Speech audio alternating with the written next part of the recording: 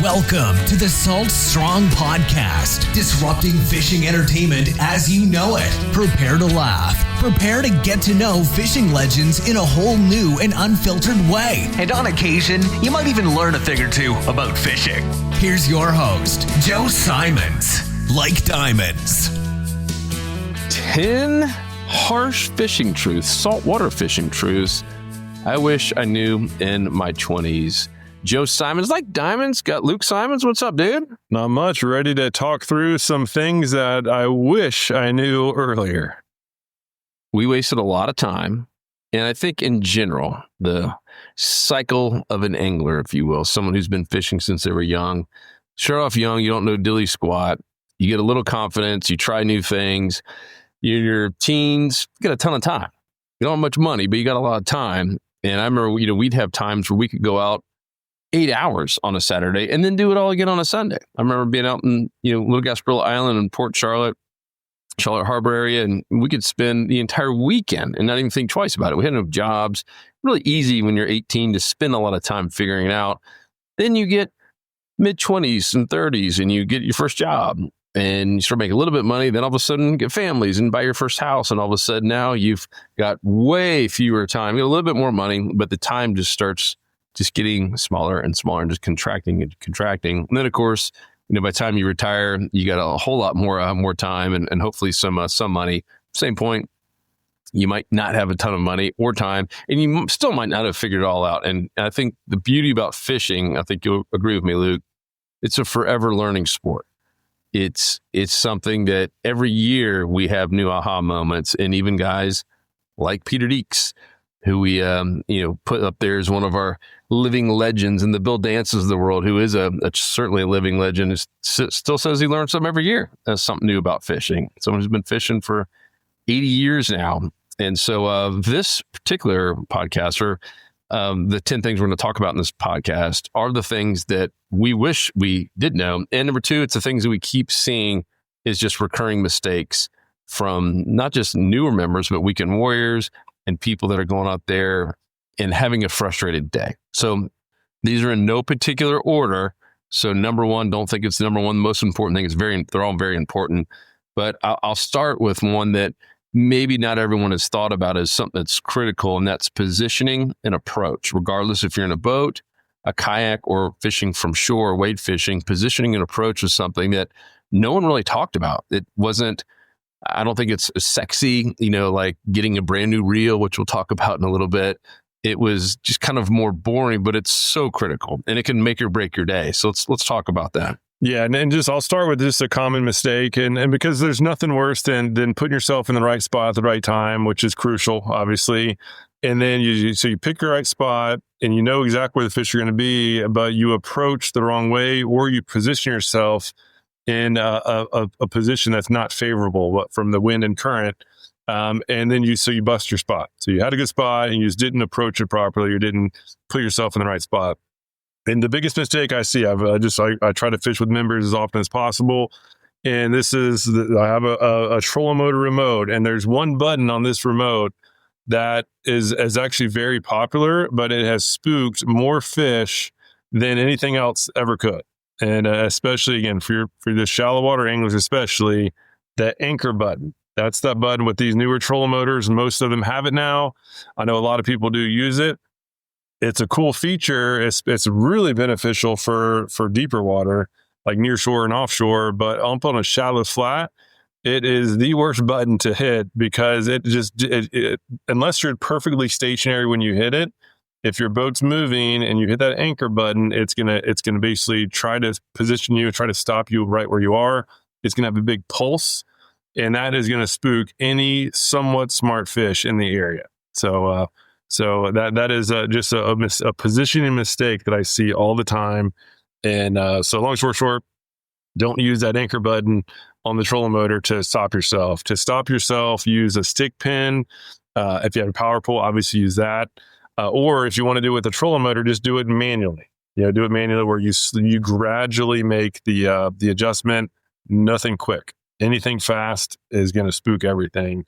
And especially with either lures or live bait, the actual positioning based on wind and current, we know we need to keep those as factors, and need to think of both. A lot of people just think about the current flow and not about the wind, or vice versa. And it's very important to be able to try to use the wind and the current to your advantage as much as possible. There's obviously going to be times where you have to choose one over the other, and we have a course that goes into the details.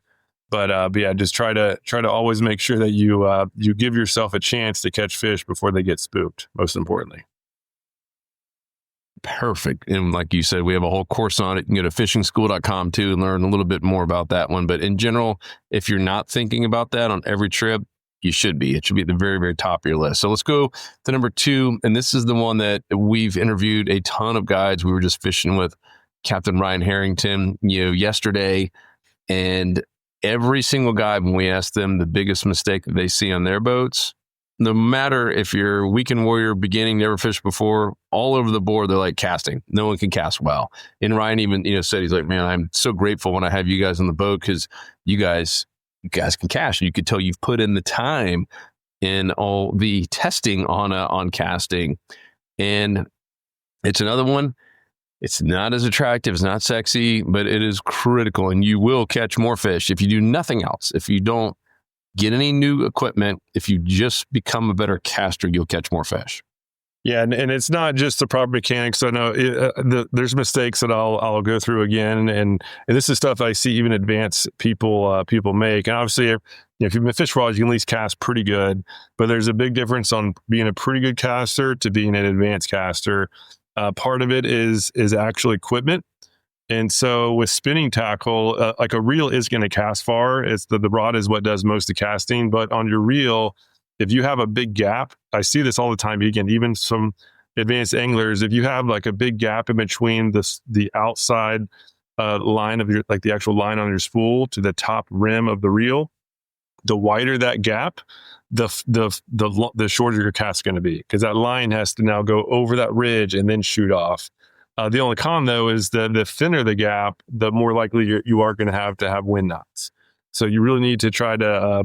I get it as flush as possible. You can see this is even after a lot of use. So I personally do about a 16th inch a gap.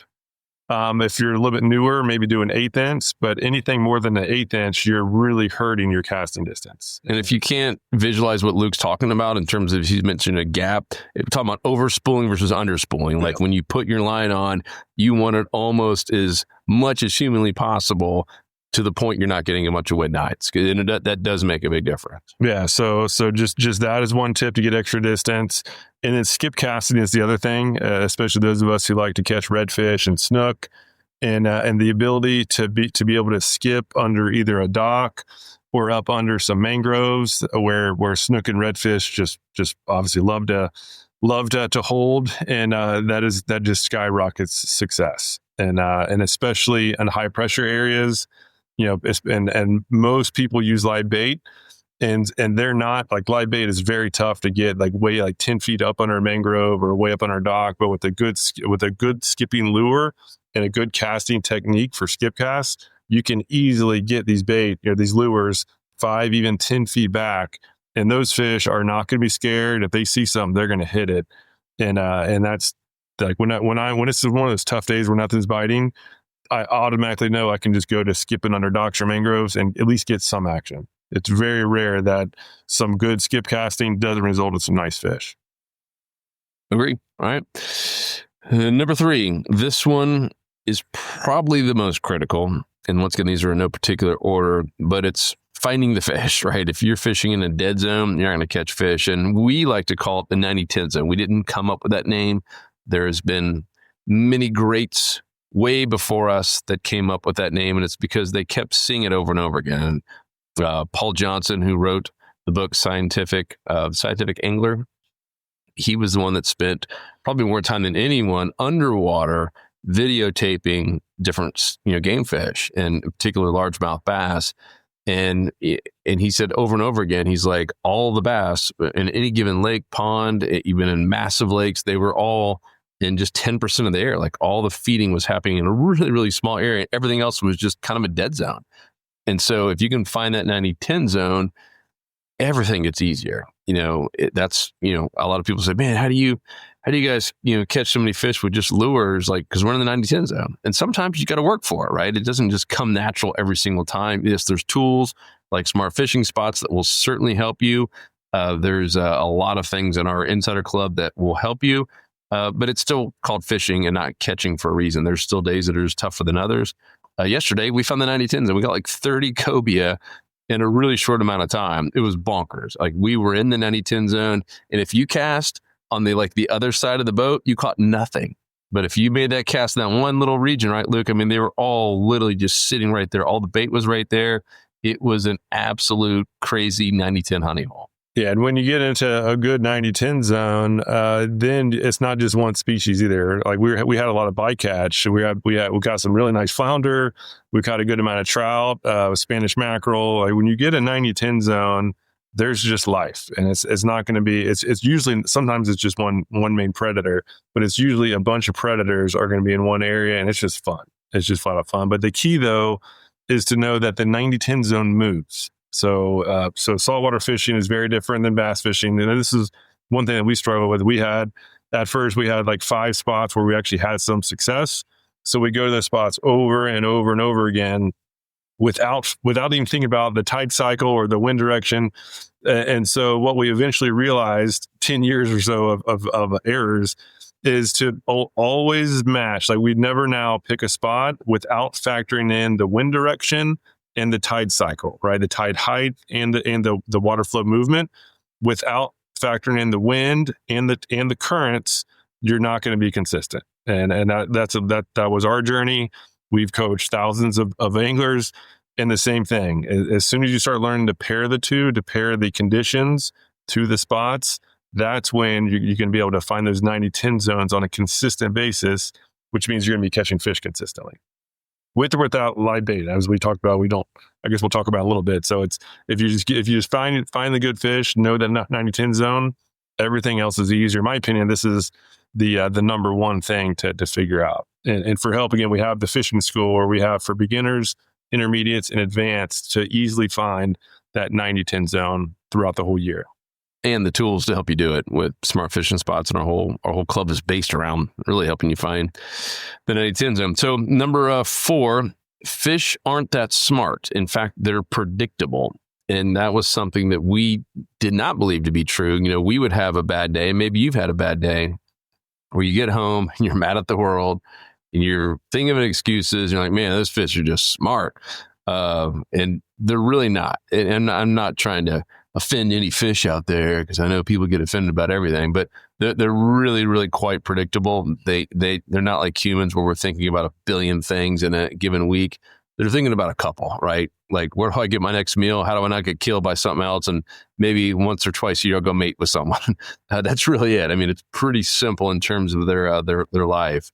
So talk about that. What was like your aha moment with, man, fish are predictable? Yeah, and my aha was that it's season based. So and all these fish are doing is they're just reacting to their environment, and they're going to react different ways to the same factors based on the season. For example, in the summer, this is when the water's at its hottest, and when the water's hot, there's less dissolved oxygen. And so the fish will naturally move to areas that have more oxygen during the summer months, which is usually the deeper, cooler water with current flow. So they're not going to be up on a shallow, muddy cove that has just, the little current flow and dark bottom. That's just going to get super hot and very low DO2. In the winter, it changes, right? In the winter, now fish will naturally move to those areas that have a little bit of warmth. And so they actually will move into those coves when the dark bottom, those warm factors. So long story short, again, we have details in the fishing school, but always factor in the, as far as you're predicting where the fish are going to be, have a winter formula, a fall and spring formula, and a summer formula, because they're going to be acting in different ways. They're going to be reacting to the changes in environments in different ways throughout those two or those three, seasonal patterns. So when it's super warm, they're going to react to something different. When it's cold and the cold front comes through, it's going to be totally opposite in the winter versus summer cold front. Yep, that's it. Cool. Next one is, you don't need live bait. Now, be very clear, we like live bait. We use live bait. I think live bait has its role, and especially if you're just beginning or you just want to go out and get a ton of tight lines with a kid, there's nothing wrong, probably nothing better actually than some shrimp, live shrimp, frozen shrimp, etc. But we made the mistake, and this is what I wish we would have known in our 20s, is we would not fish unless we had live bait. And we've got friends that are still kind of like that. I'm not going to name any names, but still some old high school friends that will meet up like, man, I can't go out. There's the tackle store ran on shrimp. They're literally not going to go fishing. It's going to go to the sandbar. I'm like, why wouldn't you at least try? And so talk about that. That was a big aha moment for us. Yeah. I mean, for many years, we would spend 3 hours catching bait if we had to. And obviously we had the time at that point. Now I actually do better now without live bait and a benefit. So live bait obviously works, but lures, especially when you're a good caster and you're good at positioning, lures can significantly outperform live bait in many cases, especially for weekend warriors. If you're not on the water every day and you don't know exactly where the bait is, nor do you know exactly where the fish are holding, live bait can hold you back. First of all, you're going to have to spend time catching it in the morning. And then you're going to have to just know that you're going to have to be better at predicting fish because you just can't cover as much water with live bait as you can with lures. Conversely, if you're comfortable with lures and you get good at casting, and now you can cover a lot of water. So even if you haven't fished in a month or even 6 months or whatever, you don't know where the fish are. With lures, you can cover probably 10 times more water in a certain amount of time, which means you're going to significantly increase the odds of finding some good pockets of that 90-10 zone that we talked about before. Because if you get in a good 90-10 zone, whether you have live bait or lures, it doesn't even matter. Like yesterday, all those fish were caught with lures, even though we did have live bait. We didn't need it. Those fish were active. If anything, the live bait would have held us back because we'd have to spend time putting them on the hook and keeping them alive. And there's a bunch of ladyfish and jacks out there that would have been eating them before the Kobe got them. Like I purposely chose a big lure so that the ladyfish would miss, and then the Kobe would come up and see the distractions and come up and steal the lure. So live bait, once you get, the better you get at 90-10 zone selections and casting and positioning, the need for live bait goes down and down and down and down to the point where you'll get to the point where it starts doing more harm than good. Like I go out and we try to do lessons with live bait in many different cases, and it's a complete struggle. Like it is, after getting away from it, I really struggle with it because the two types of fishing are very different. But they both work. So you can definitely do one of the, I would say the ultimate is to be able to do both. Love it. And when you have that confidence with a lure, you can do it on your lunch break. You go to vacation when you're at the beach with your family just for an hour. It really opens up a whole lot more opportunities. All right. On that subject of things you don't need, you also need a boat. Waiter Dave's going to love us for saying this one. Waiter Dave, if you don't know him, he's one of our longtime members, also a really kind of a nice coach inside of our private insider community, super helpful. And he had a boat, had a really nice boat. And yet he found himself wade fishing and catching way more fish than when he was out in his boat. And now he actually teaches wade fishing. You can hire him as a guide for the day on wade fishing. And he wade fishes 200 something days a year. I mean, he's out there, a lot. And he's really, really good. And he's really, really consistent. And he's proof, along with all the other people who fish, from shore, or even from a kayak or paddleboard. But I think what we always thought and where it was wrong is we always had it flip-flop is like, man, I'll finally get good when we have a boat. And then you finally get a kayak and you explore a little bit more. And exploring is fun. I'm not trying to say it's not good to have a boat. If you can afford one, cool, but you don't have to have one. And in some cases, depending on where you live, it could actually slow you down. Yeah, and this is one of many reasons why I just love saltwater fishing more than freshwater fishing, because freshwater, a boat is very important. It's hard there's not as much access. And a lot of times the fish are holding in deeper water. Cool thing about saltwater fishing, especially red, snook, trout, even flounder in many cases, is that a lot of the bigger fish and a majority of the fish actually are holding shallow. So there's a lot of feeding happens in shallow water. There's a lot of parks where you can access the water much easier than freshwater fishing. And yeah, it is sometimes, like especially like Wader Dave, when you get really good at it, if you're wading in the same spot as a boat, the wade fisherman's going to catch the most fish because it's the best way to sneak up on the fish. It is a lot of my biggest fish were caught wade fishing. It is extremely productive. And the cool thing about that combo where you don't need a boat and you don't have to live bait, like even short trips, like I had an area that was like 20-minute drive away, and I would just go wade fish and before church. Then I had to film a video once. I caught a grand slam and then still made it back home before 9:00 to go to church. And that would not have been possible if I was lugging the boat around or lugging the kayak around or using live bait. I just took one rod, couple lures, and put on my wading boots and went out there and just had a ton of fun. So yeah, please know that you do not need a boat nor a kayak, just some shoes to not get stingrays, and then just the knowledge of knowing where the fish are going to be. Yep, love it. All right, speaking of times to go fishing, let's talk about the tides. In particular, let's talk about the importance and the power of flow, some current flow. I remember as a youngster, as I mentioned, we might go out there for 8 hours and we'd fish just as hard during slack tide as when there was some flow. I remember at Marco Island a couple of times of just struggling, fishing some of those oyster bars, and there's just nothing moving. It's just dead calm. Bugs are out. It's hot as Hades. Talk about the importance and one, just looking at your tides and understanding tides, and then, currents as well, current flow. Yeah, I mean, current, and I would say water movement. So current is water movement is usually from tidal currents, but wind can push a lot of water as well. So we'll kind of keep it at just water movement. Having some sort of water movement is incredibly helpful. Yes, there will still be some activity when it's not moving, but it's just a whole different ball game. Typically, the slack periods are only like 20 minutes. So a lot of times that's a good time to take a lunch break, go grab a bite to eat or whatever. But try to maximize the current flow. And even when the tidal currents start getting small, that's when it's very important to think about the wind. Okay, what factor does the wind play with water movement? And then during those slack tide periods, you could then, and you still want to be fishing, you can purposely select the areas that have the windblown current. So if there's like two islands and a gap between the two, and the wind is pushing up against those islands, the wind alone is going to create a nice little current flow through that gap, and those fish are going to be aggressive. Where pretty much everywhere else they're basically going to be holding tight for 20, 30 minutes. So yeah, just think about that water movement. It's not just tides. My mistake for many years, I only looked at the tide chart, thinking that was the crucial point.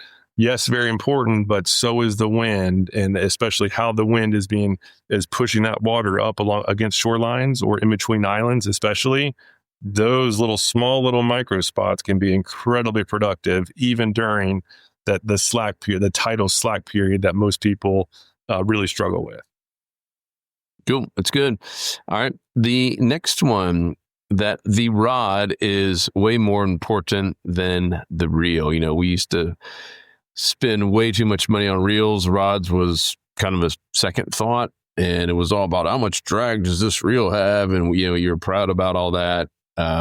Talk about the rod versus the reel. Yeah, I mean, I was growing up, I'd be making $5 an hour mowing lawns, and all that money was going towards these special reels, like these high-end reels that I was seeing on the people on TV using. And I was like, okay, if only I had that reel, I'm going to start catching the good fish I'm seeing them catch.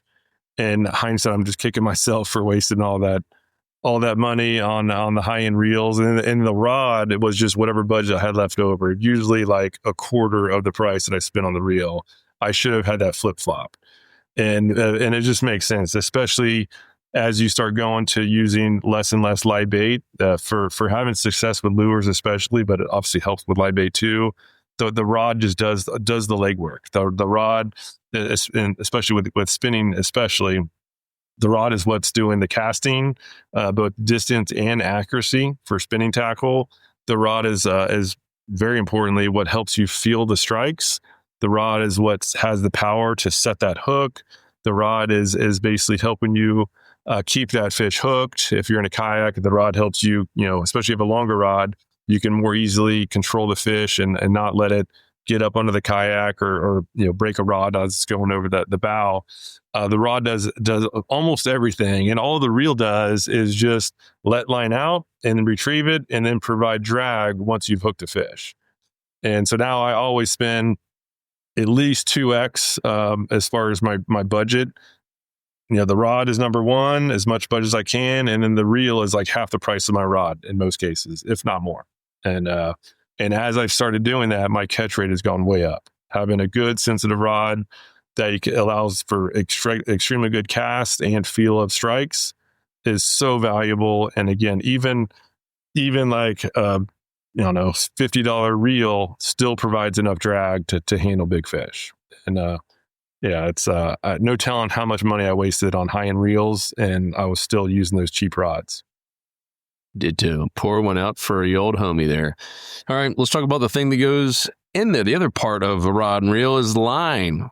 10-pound braid can catch a crazy amount of fish, and you might actually be losing a ton of fish by going to 20-pound braid, that is. And, we came from the bass fishing world, probably like a lot of you that grew up bass fishing, and you finally said, oh man, I want to get in inshore and, catch some redfish and trout and flounder, and maybe tarpon and snook, depending on where you live.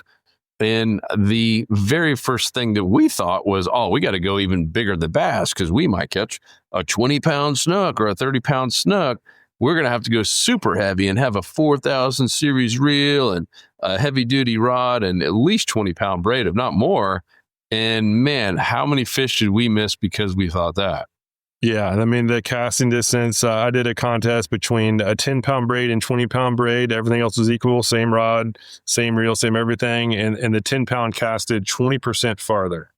And there's not much else in fishing that can guarantee more fish caught than just being able to cover more water, especially for fishing like open water flats, where distance is crucial. It's night and day. And the cool thing about, I should say, a mistake that we made too, is when we started going from mono to braid, we'd be looking at the braid and like the diameter is like, this is a 4-pound equivalent braid. Like a 10-pound line is like a 2-pound equivalent mono. And so we were like, okay, like we're going to use 20-pound monos. Let's go to a 20-pound equivalent braid, which is like 50 pounds or more than that probably. And as you go with that thicker and thicker line, the casting performance plummets. It's not even close. And the cool thing about braid, number one, is you can feel everything. I've after doing some casting experiments with braid to mono, I'll use the mono and go out fishing with it, and immediately like I can't even use it. That the feel is so much deadened compared to braid. And the cool thing about braid is a 10-pound braid. Usually, if you have a good knot, it'll usually break at 20 pounds or even more. I've had my record on a 10-pound braid is 26-pound breaking strength. There was the Daiwa J braid 8 grand, which is what I use now most of the time. But yeah, that 10-pound braid it's much stronger than 10 pounds. It casts way farther than a 20-pound braid, or obviously even more. And it's plenty strong to handle big fish. When we went to Louisiana, we just brought our normal inshore gear, and I don't know how many bull reds we caught, but all of them were on 10-pound braid.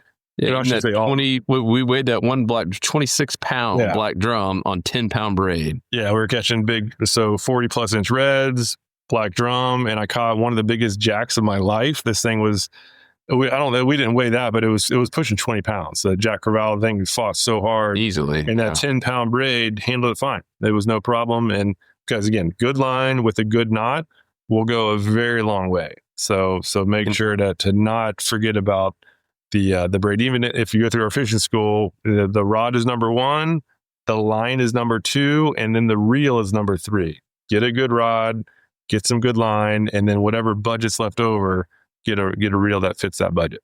Yeah, and if you're thinking, I don't care about casting, I'm just live bait fishing. Luke mentioned casting is one thing you can truly prove in terms of 10-pound versus 20, but the drag, meaning the underwater drag of 20 versus 10, is a big difference. And talk about fish seeing stuff. I mean, fish don't have perfect eyes. They're not, they can't, obviously they're hitting a lure with a hook on it. But I mean, a 10-pound versus 20 is a massive difference. And Peter Deeks is working on some underwater stuff right now. And he's like, in some of the sounds that you hear, you can hear the difference in the water and the drag of that 20-pound versus 10. You can actually, humans can hear it. So, fish can hear it and probably hitting their lateral line. So it's so many disadvantages to having that thicker braid if you don't need it. Obviously, if you're going over after big tarpon, you should probably up it a little bit. But for most of these fish, you'll be shocked at what you can catch and how many more strikes you'll get and how much, more coverage you'll have when you go with 10-pound braid. Yeah, let's do one caveat though. If you are fishing for like big fish around like current flow and hard structure, or if you're like hardcore skipping under mangroves for like bigger snook, the 10-pound braid is going to cut it. Yes, you'll cast a lot further, you'll hook more, but you're going to lose a lot. So for that type of fish, I go with at least 20-pound or even up to 30, just to make sure that you can actually land the fish you're catching. So, but if open water, especially just trout and like slot size redfish, 10-pound is more than enough. I've usually gone down to 5-pound during the winter times when the water's really clear for sight fishing, and my success rate on catching slot snook actually increased because they can't see or feel that line, and even the 5-pound braid will still break at 10 to 11 pounds in most cases. So. Yeah, go as light as you can while still having the power to pull in your target species. Cool. Number 10, last but certainly not least, maybe one of the most overall importance in terms of the glue is your network, your community. We were not put on this earth to fish alone. It goes all the way back to biblical times. A bunch of fishermen together, they're doing life together, changing the world together. Fishermen, the experienced ones, will all tell you that their network has helped them out tremendously. I mean, the guys who are getting paid to fish, and we've hung out with a lot of them, and we've interviewed a lot of them, they all have massive networks. Like, it's one of their most cherished and important things, regardless if they're going fishing in a new lake, new body of water, whatever it is. I mean, they rely heavily on their network, and we've seen that with the power of our own community. We've got 65,000 members now, and the insider community people are sharing. They're helpful. We're learning from it. They're learning from us. Everyone's learning together. It is so, so powerful to have that community. I know you've told your story before. It's probably worth at least doing the 30,000 foot view on it. But you started winning money just because you guys kind of teamed up and started sharing some things together as a network. It's so powerful. Yeah, when I moved over after college, I moved over to the East Coast, which I've never really fished inshore, and just met a buddy, and so we started fishing a lot. Like, hey, let's enter some tournaments. And we're getting like decent, but we were catching some fish every once in a while that could be tournament worthy. And then once we got in the tournaments, actually that's how I met Peter Deeks.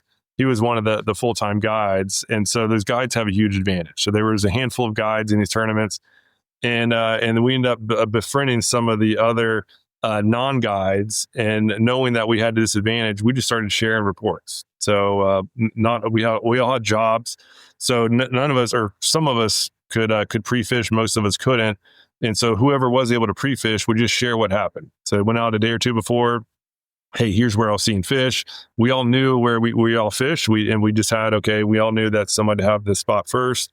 And long story short, as we started sharing more and more information, more candidly, we all started getting better, and we all started winning money. So there was almost no tournaments where none of us were on the leaderboard as far as the winning on the money board, and in many cases, multiple of us were actually in the money. So it was the biggest, the quickest growth I've ever had was joining the tournaments, and then befriending some other people who just really enjoyed the same type of fishing and weren't afraid to share, and that was tremendous, and that was a big reason why we made the community, which is all about just members just sharing intel with other members, and when we do that, we all get better. And so that community, like if you don't yet have that network, just try out the club. We have the community platform where we now have over 60,000 members, which is awesome. And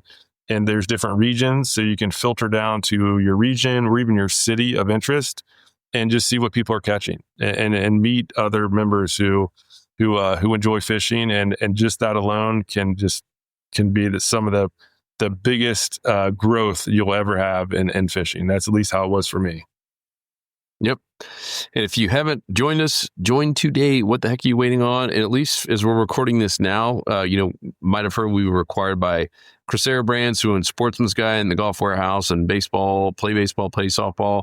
They're giving anyone who is an active insider member free membership to Sportsman's Guide forever, meaning as long as you're an active insider member, you keep getting. You don't have to, it's not one of these where you get it free for a year. I know some people have asked, no, as long as you're an active insider member, you're now going to get free Sportsman's Guide as well to now start saving money on your hunting and shooting and ammo and camping and, all the, it's crazy how much stuff they have, and some really, really good deals and some really big things happening next year. So join us. You do not want to miss out before, probably prices do go up, not for existing members, but for new members. So no changes here today, but there will certainly be some changes to getting in and getting access in the near future. But I will repeat, if you're an existing member, you're covered. No changes for you whatsoever. So thank you guys so much. But if you want to join, go to saltstrong.com. If you have any other ones that you think deserve to be on this list, we are not the end all be all. These are just 10 that we wish we would have known. Love to hear something that you wish you knew when you were in your 20s that you know today, and that would have saved you a ton of time and or money. So comment down below. Otherwise, we'll talk to you on the next episode. Peace. We out. 'Cause fishing, it's in my soul.